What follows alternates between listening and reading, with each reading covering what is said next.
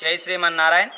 తెలంగాణ రాష్ట్రంలో సూర్యాపేట జిల్లా హుజూర్నగర్ మండలంలో బూరుగడ గ్రామంలో వేంచేసి ఉన్న శ్రీ శాల్మలీకంద ఆది వరాహ లక్ష్మీ నృసింహ వేణుగోపాల స్వామి దేవస్థానము. ఇది హుజూర్నగర్ నుంచి 5 కిలోమీటర్ల దూరంలో బూరుగడ్డ గ్రామంలో ఉంది.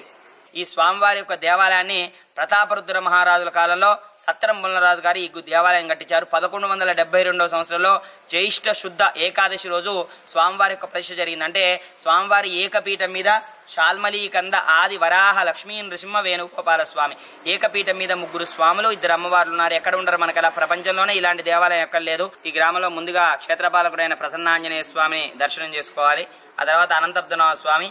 ఈ అనంతపద్మనాభ స్వామి మనకి లెక్కలేనంత సంపద ఇచ్చినాడు. తర్వాత వికారాబాద్లో, తర్వాత ఉరుగొండ రాజమండ్రి దగ్గర ఉరుగొండలో, తర్వాత మన బూరుగడ్డ క్షేత్రంలో ఉన్నాడు. ఈ అనంతపద్మనాభ స్వామిని అన్ని చోట్ల కూడా 8 అడుగులు 10 అడుగులే ఉంటుంది. కానీ